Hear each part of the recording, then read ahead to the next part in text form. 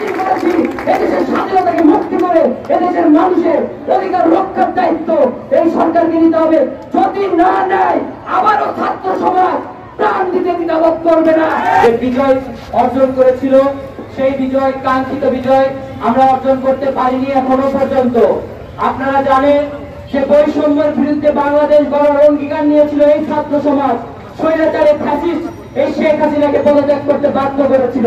আমরা আমাদের কাঙ্ক্ষিত লক্ষ্য অর্জন করে আমরা এদেশকে একটি বৈষম্য বিরোধী গণতান্ত্রিক স্বাধীন যে মুক্তিযুদ্ধের চেতনা, সেই চেতনার ভিত্তিতে স্বাধীন নিরপেক্ষ রাষ্ট্র যতদিন পর্যন্ত আমরা প্রতিষ্ঠা না করতে পারবো আমাদের লড়াই সংগ্রাম চালিয়ে যাব।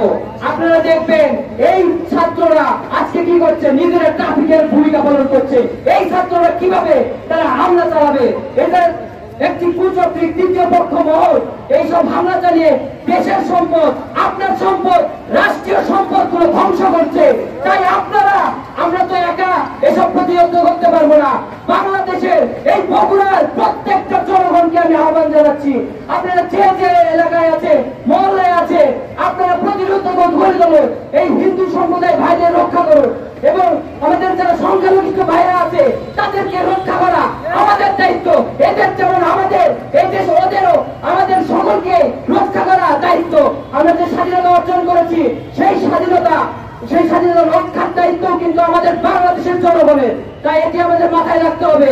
সকলে নিজ নিজ অবস্থান থেকে আমরা যেখানেই থাকি সাংবাদিক ভাইদের মাধ্যমে আমরা আজকে ঘোষণা দিচ্ছি যে আপনারা আপনাদের সংখ্যালঘু ভাইদের পাশে দাঁড়িয়ে এই হামলা প্রতিরোধ করে তুলুন। কারণ আর রাষ্ট্রীয় কোন সম্পদে কোন কুচক্রীর মহল যেন কোন হামলা না করতে পারে সেটি বিষয়ে সজাগ থাকার জন্য বিশেষভাবে আহ্বান জানাচ্ছি।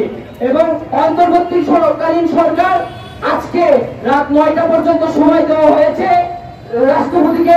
রাষ্ট্রপতিকে আমাদের প্রস্তাবিত যে সরকার সেটি বাস্তবায়ন যাতে করে এই সমাবেশ থেকে সেটিও আহ্বান জানাবো। এবং এই অন্তর্বর্তীকালীন সরকার 100 দিনের মধ্যে স্বাধীন নিরপেক্ষ একটি নির্বাচনের মাধ্যমে বাংলাদেশের মানুষের ভোটের অধিকার, ভাতের অধিকার, স্বাধীনতার স্বাধীন করেছি, এদেশের স্বাধীনতাকে মুক্তি করে এদেশের মানুষের অধিকার রক্ষার দায়িত্ব এই সরকারকে নিতে হবে। যদি না নেয় আবারও ছাত্র সমাজ প্রাণ দিতে দ্বিধাবোধ করবে না। এই বৈষম্যকে আমরা প্রতিহত করে আমরা এই রাজপথ থেকে চলে যাব এবং আমাদের ছাত্রদের যে দাবি, আমাদের এই ছাত্রদের যে শাহবাগ থেকে ঘোষণার আমাদের প্রস্তাবিত যে সংসদ গঠন, প্রস্তাবিত তত্ত্বাবধায়ক সরকার গঠন হবে, সেটি আমাদের ছাত্ররাই ঘোষণা করবে। কোন সেনাপ্রধান কিংবা কোন কুচক্রী মহল যে সংসদ ঘোষণা করবে ছাত্র সমাজ সেটিকে মেনে নেবে না।